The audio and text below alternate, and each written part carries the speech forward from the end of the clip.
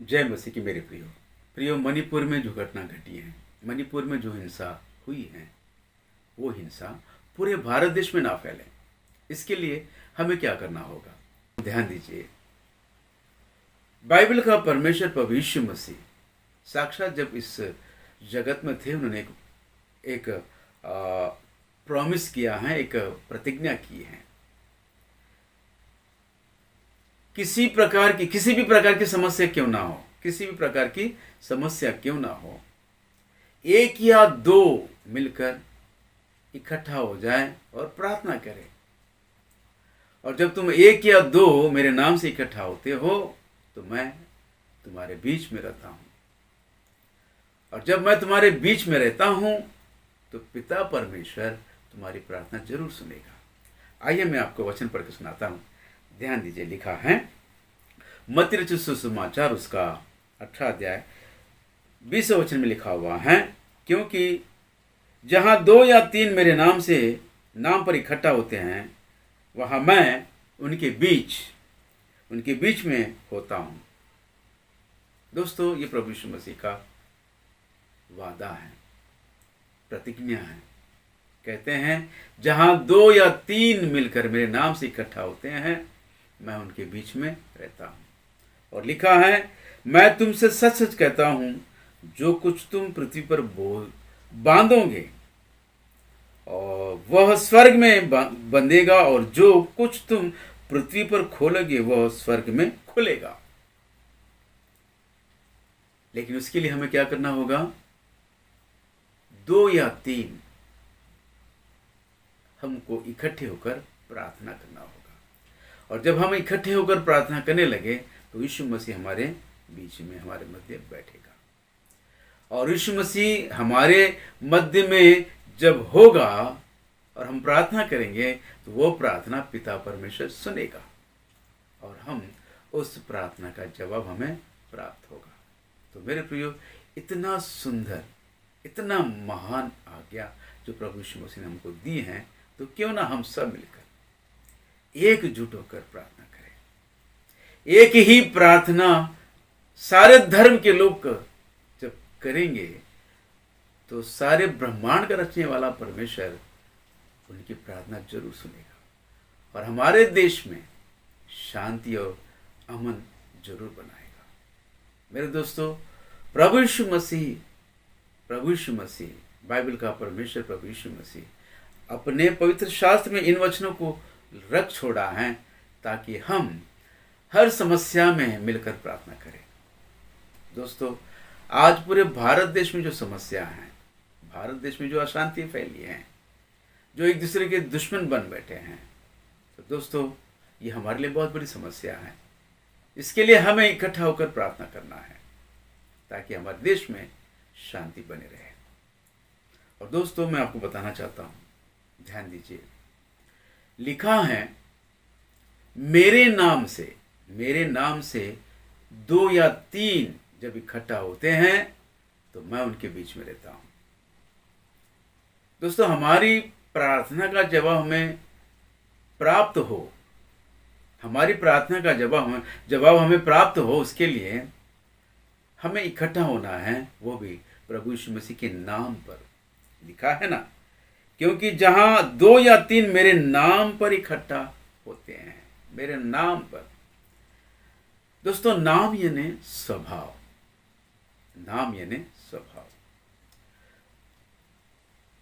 यीशु सारे जगत का उद्धार करता है।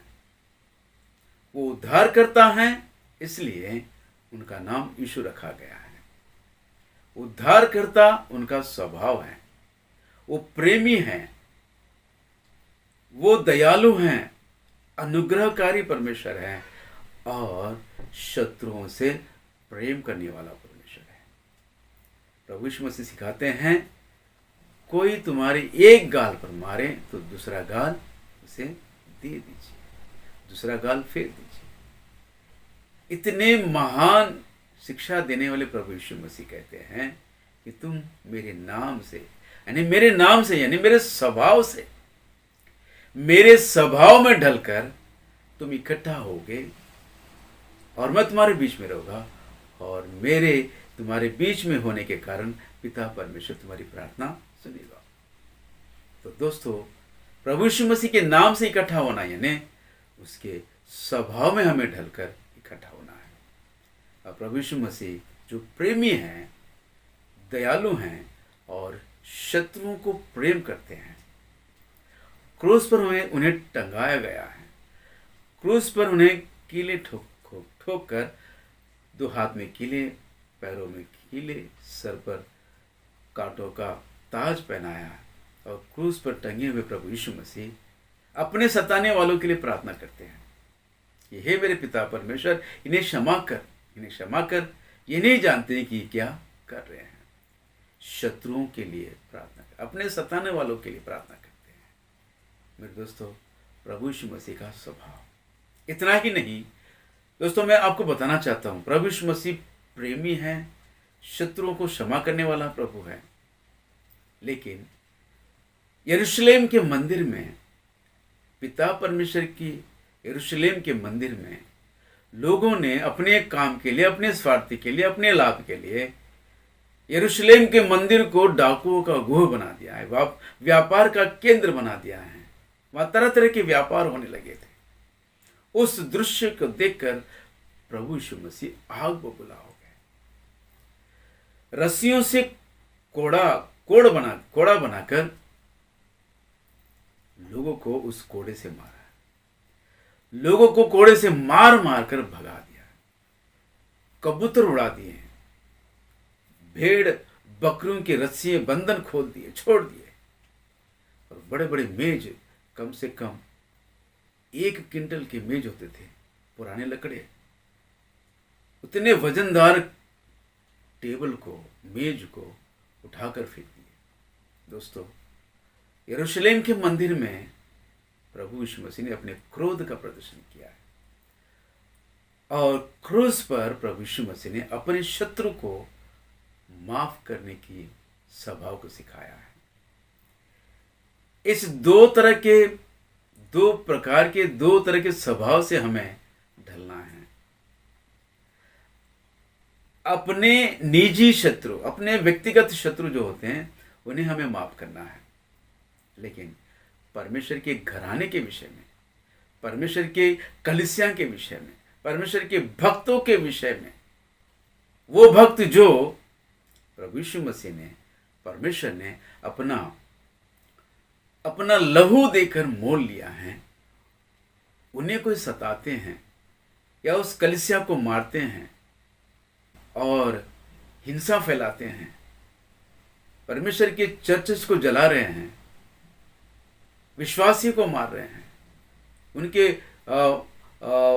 बच्चों को मार रहे हैं, माँ के सामने बेटी उनके बच्चों को गोली मारकर खत्म कर रहे हैं। मेरे दोस्तों, ऐसी हिंसा करने वालों के विषय में, जो परमेश्वर के शत्रु हैं, उनके विषय में हमें किस तरह का प्रार्थना करना होगा, एक बार सोचिए। मैं आपको बताना चाहता हूं, प्रभु यीशु मसीह जहां अन्याय होता है, न्याय के विषय में भी आवाज उठाते हैं। आइए मैं आपको वचन पढ़ के सुनाता हूं, यूहन्ना रचित सुसमाचार उसका 7वां अध्याय। और मैं आपको दोस्तों प्रभु यीशु मसीह का स्वभाव ध्यान दीजिए। 7वां अध्याय और 24 वचन में लिखा हुआ है, मुंह देखा न्याय ना करो, परंतु ठीक ठीक न्याय करो। मुंह देखा न्याय ना करो।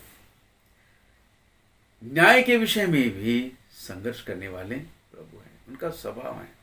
अन्याय के विरुद्ध आवाज उठाने वाले प्रभु यीशु मसीह का स्वभाव। कब माफ करना है, किसे माफ करना है, और कब अपने क्रोध का प्रदर्शन करना है, और कब हमें न्याय मांगना है, इस विषय को सिखाने के लिए प्रभु यीशु मसीह के स्वभाव के विषय में हमें अध्ययन करना होगा। केवल वो प्रेमी ही नहीं, वो क्रोध करने वाला भी प्रभु है, न्याय मांगने वाला प्रभु है। और मैं आपको बताना चाहता हूं मेरे दोस्तों, इतना ही नहीं, प्रभु यीशु मसीह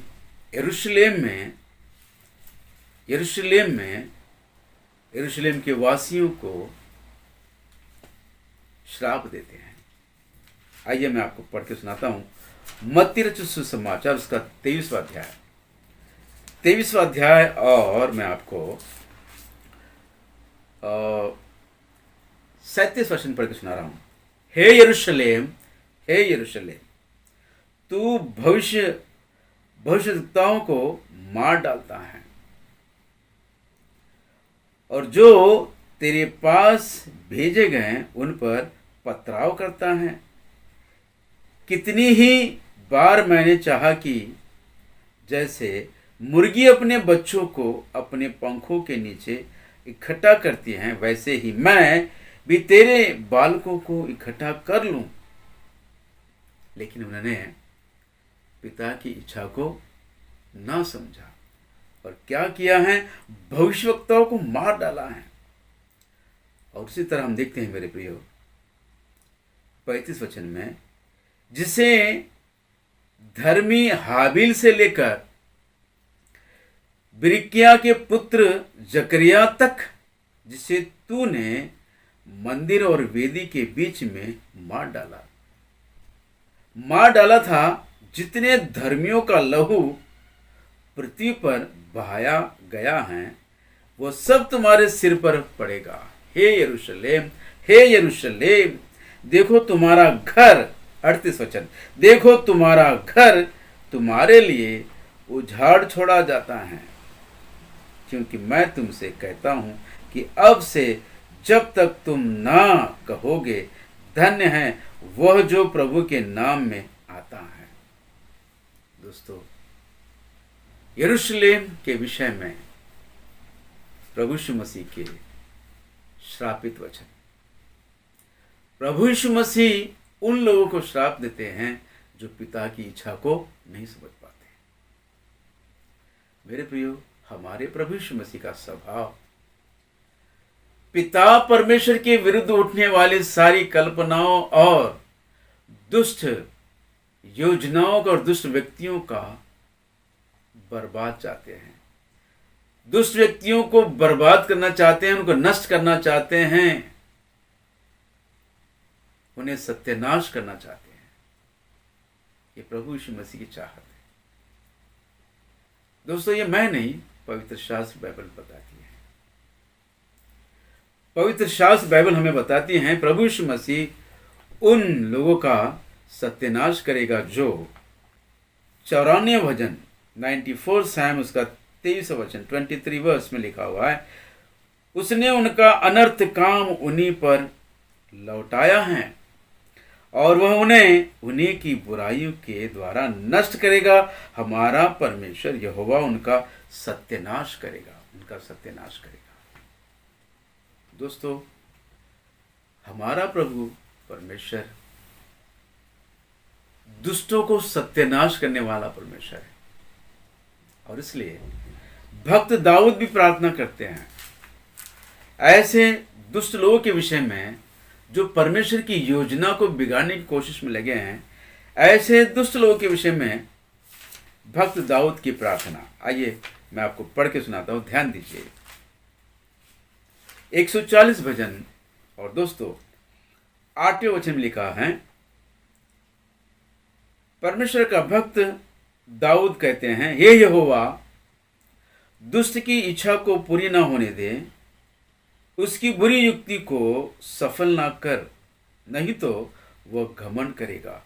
हे यहोवा, दुष्ट की इच्छा पूरी ना होने दे, उसकी दुष्ट युक्ति को पूरा ना होने दे, नहीं तो वह घमंड करेगा। और 90 वचन में लिखा हुआ है, मेरे घेरने वालों के सिर पर उन्हीं का विचारा हुआ उत्पात पड़े। मेरे घेरने वालों के सिर पर उन्हीं का विचारा हुआ उत्पात पड़े और उन पर अंगारे डाले जाएं, वे आग में गिरा दिए जाएं और ऐसे गड्ढे में गिरे कि वे फिर उठ ना सके। ऐसे गड्ढे में गिरे कि वे फिर उठ ना सके, उन पर अंगारे बरसाए जाए। मेरे दोस्तों, परमेश्वर के शत्रुओं के विषय में भक्त दाऊद कहते हैं, 139 भजन 21 वचन में लिखा है, हे यहोवा, मैं तेरे बैरियों से बैर ना रखूं, और तेरे विरोधियों से रूठ ना जाऊं। हाँ, मैं उनसे पूर्ण बैर रखता हूं, मैं उनको अपना शत्रु समझता हूं, मैं उनको अपना शत्रु समझता हूं। यहोवा दुष्ट की इच्छा को पूरी न होने दे और उनकी बुरी युक्ति को सफल ना कर, नहीं तो वह घमंड करेगा, उन पे अंगारे बरसाया जाए, वह ऐसे गड्ढे में गिरे कि वो फिर उठ ना पाए। दोस्तों, भक्त दाऊद की प्रार्थना। परमेश्वर की योजना को बिगाड़ने वाले, परमेश्वर के संकल्प को पूरा ना होने के षड्यंत्र रचने वालों के विषय में प्रार्थना करते हैं भक्त दाऊद। तो हमारा कर्तव्य यह है कि हम भी इस पृथ्वी पर या फिर इस भारत देश में परमेश्वर की योजना के लिए प्रार्थना करना है, और परमेश्वर की योजना को जो पूरा ना हो ऐसे षड्यंत्र रचने वालों के विषय में प्रार्थना करना है कि प्रभु उन्हें नाश करे, उनके विनाश की प्रार्थना हमें करना है। मेरे दोस्तों, तब जाकर पूरी दुनिया में ही नहीं, भारत देश में शांति और अमन बने रहेगा। दुष्टों का अंत होगा, जो अपने स्वार्थ के लिए, अपने स्वलाभ के लिए देश में हिंसा फैलाते हैं। ऐसे दुष्ट विचारों के लोग नष्ट हो जाएं, पूरी तरह परमेश्वर उन्हें बर्बाद कर दे, सत्यानाश कर दे, तब जाकर भारत देश में शांति और अमन बने रहेगी। तो मेरी आपसे प्रार्थना, निवेदन है मेरे दोस्तों, आज से शुरू कर दीजिए, आज से शुरू कर दीजिए। भारत देश में शांति और अमन बने रहें। वो दुष्टों के नाश के लिए प्रार्थना करें, दुष्ट व्यक्तियों के विनाश के लिए प्रार्थना करें। जय मसीह की। प्रेज द लॉर्ड, आमीन।